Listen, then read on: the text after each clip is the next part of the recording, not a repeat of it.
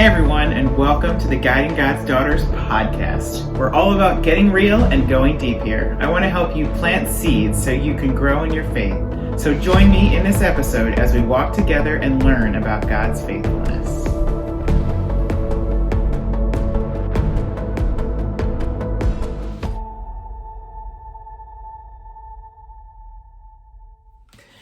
Hey everyone, Meredith here from Guiding God's Daughters. I am excited to do a podcast with you today on navigating food and emotions around the holidays. And I have Kara here because we are going to have a little chat. She's going to share a little bit of her story around food and how she kind of leaned into the Lord. And I think it will help you a lot, because some of us have physical issues with the food. Some of us have more emotional. We emotionally eat. And some of us kind of have both. I know for me, there's certain foods that if I eat them, it literally just like ruins my whole system. And so I think a lot of us have that. And I think when the holidays come, we eat foods that aren't ones we're used to. So I just want to talk a little bit about that. And so we're going to let her talk, but I'm going to say a couple things before she does. And, I think part of the thing with the holidays is it's the food, it's the people, it's the food that isn't normally around you, and it's the busyness, it's the stress, it's all the stuff you're dealing with, gifts, family, decorating, whatever. It's a lot to manage, and I think we can easily just kind of go to the food.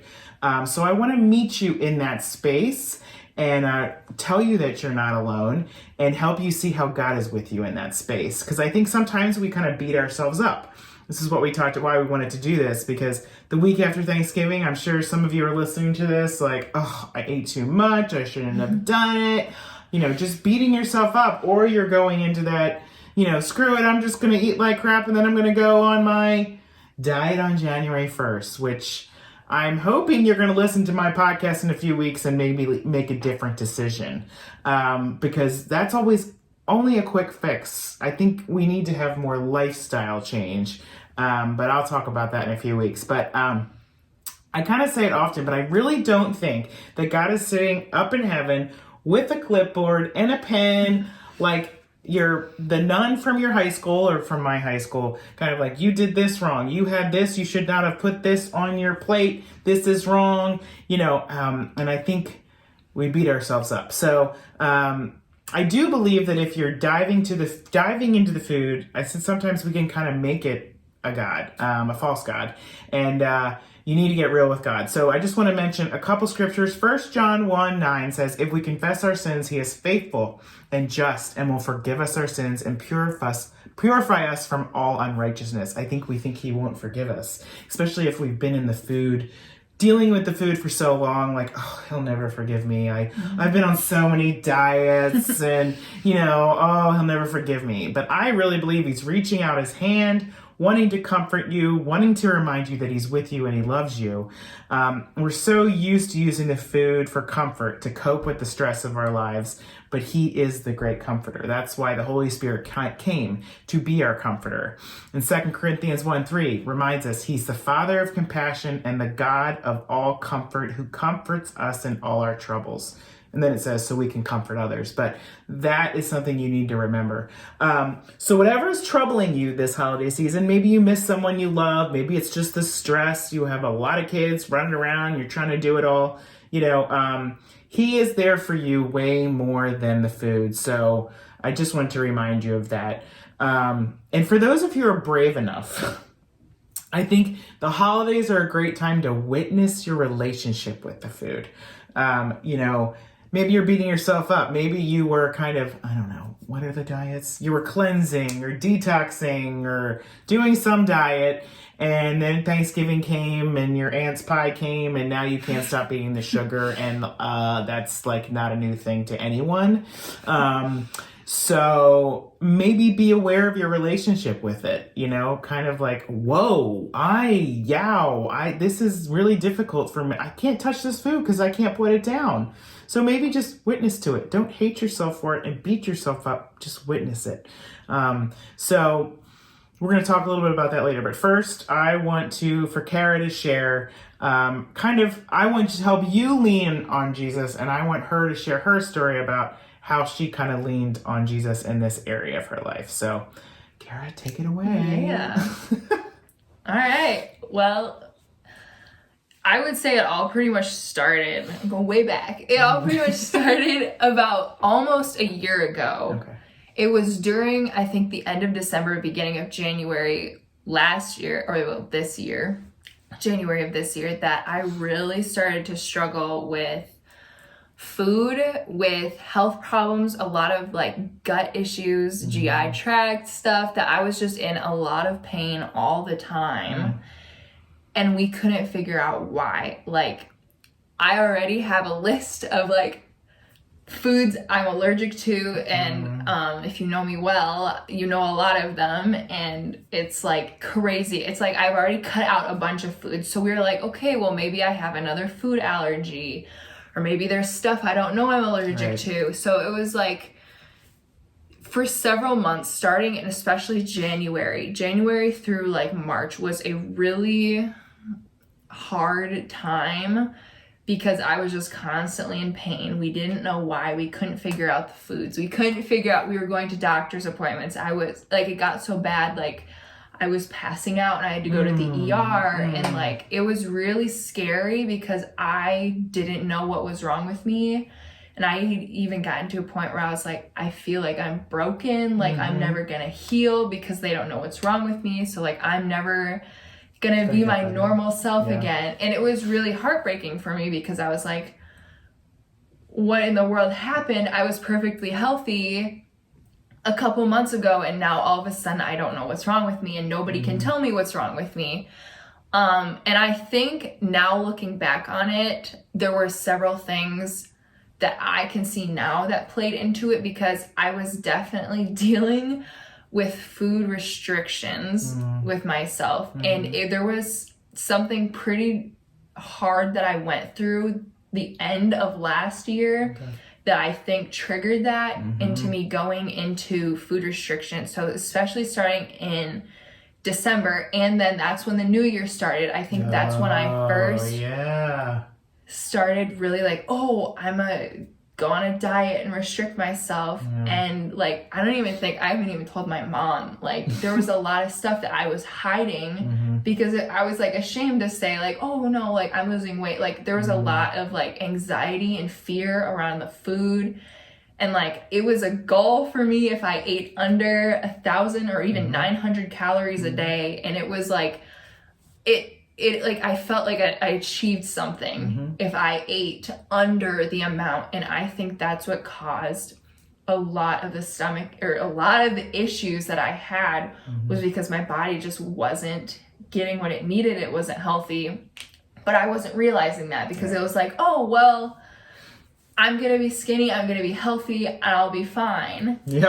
And realizing that it took a toll on my body physically and mentally, because when you're not getting what you need, it really affects your mood and your brain. And there's a whole other conversation we can have about that. But it was just so hard for me to be like, to live my normal life, because like people would ask me like, oh, why aren't you, like, I even had to like quit my job for a couple weeks. It was so bad. I was like, I wasn't even able to function how I normally should. I was afraid to go out with people because I always had to have like this prescription medicine with me in case something, I started to feel sick, or like, and I got really anxious of like going out places like, oh, I might not feel good, I can't stay for too long. So it like really prohibited my social life even. And it was like things you don't even realize it would like affect, it kind of did. And it made it really hard because it kind of like isolated me and like it pulled me away from like who I knew I was. And it kind of completely, it flipped me around because I was like, what is happening to me? Like, why is this happening to me? And there was a quote I saw that was, it's on your phone. We'll share it with you. We'll post it up on it's really good quote that I came across on Pinterest. I'm a big Pinterest person, and I have a whole board of like quotes. So like there'd be times where I was be scrolling through Pinterest and I came across a quote that basically was like, it said like, you are enough, like through Christ and him dying on the cross, like if I had nothing else in the world except that as the proof of his love, like that would be enough. And I remember after reading that, I was just like break down crying, because it's like God pulled me away. He almost had to take it all away from me for me to find out who I truly was without it. Like, who was I beyond this sickness? Who was I beyond this mental issues in my social life and friends and family? It was like, who was I deep down? And it was like, it almost tested my faith. I would say like that part of like when I was sick was almost like the deepest part of like my faith growing, which is why so cool. God puts us through those trials, is to test our faith. But I remember like just crying out and being like, why is this happening, God? Like, I know I don't understand right now in this moment, but you have a greater plan and purpose through this sickness and through this pain that I don't see now. But looking back on it, it was like he had to take that all away from me to see who I was, like without it. Like, was I truly relying on him through every trial, through the mountains and the valleys, through the pain, through, you know. So looking back on it now, it's easier for me to see what it was all about now, obviously, now that I'm out of it. And thank goodness I'm not dealing with that anymore, because I still healing, but healed my relationship with food. Still working on that, but. Oh, you're human. Oh, yeah. Yeah, still doing that. But looking back on it now, it's like, there was definitely a reason that I went through that God put me through that to learn and now to share with others, to say, listen, it's human, it happens, you know, and there is a light at the end of the tunnel. There is another side. And he is enough. And isn't it funny how, as you're sharing, it makes me think about control. We think if we get control, like, you know, you weren't feeling it in December, so then you're like, you know, oh, I'm going to do the January, I'm going to start off, and it's like, the more control we think we're getting, the more control we don't have. Yes. You know? Definitely. And I think that even is what happened when I got really, really sick. It's like, I wanted to control, like, I felt very out of control because we didn't know what was wrong with me. Right. No doctor could give us an answer, and I went through tests, and I had a surgery, and it was like, nobody could tell, all the tests came back normal, and nobody could tell me what's wrong with me. And it was like, it felt so out of control, because it's like, no human doctor could tell me what I needed to do to fix myself. And so that's when it came to a point where I was like, okay, God, you're it. I can't do anything. I was like, I am nothing without you, and you were the one that created me. So it's like, you know exactly what my body needs to heal. And that's when like really relying on him came in, because it was like, I have nothing else. Like, we have gone to the people that I thought would help me gain control again over my life and get my life back. But it was like, once I figured out that they couldn't do that, or like they weren't, you know, they didn't have all the answers of what was wrong with me, it was like, that's when I really had to get with him, go to God and say, you are the ultimate one who has control.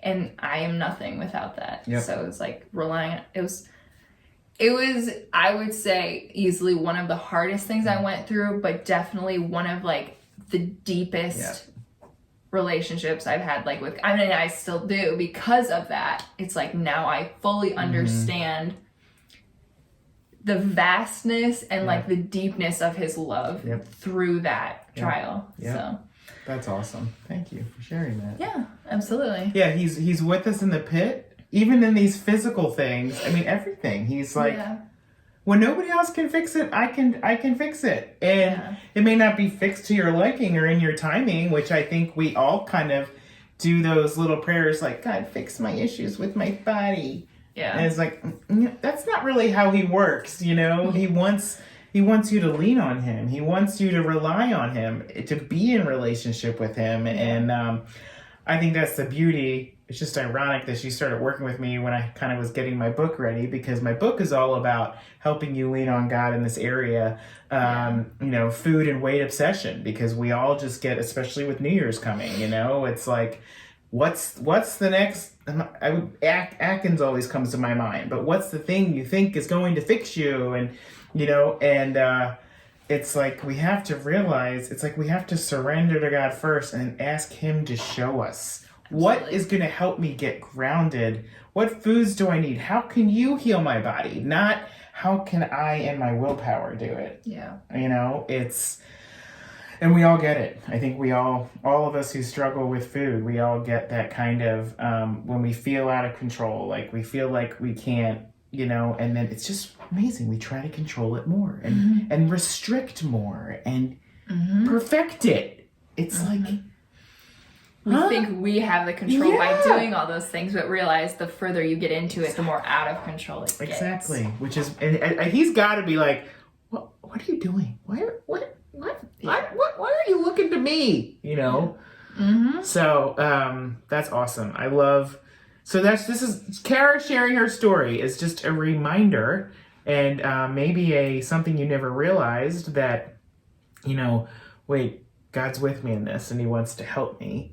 And maybe this isn't working because I'm supposed to lean on him. Yeah. Because it's always, when everything else isn't working, when everything else is empty, it's always him that fills us up. So, you know, he satisfies our spiritual hunger. He satisfies every need that, you know, we can't get in the world, especially with food. You know, there's a reason he's the bread of life. You know, I mean, regular bread isn't enough for us. We need the bread of life. We need Jesus. So, thank you, Kara, for sharing that. I hope her story helps some of you today. And I hope you just know that you are not alone when you navigate these holiday issues. And I hope you'll come back. We have a couple awesome interviews this month.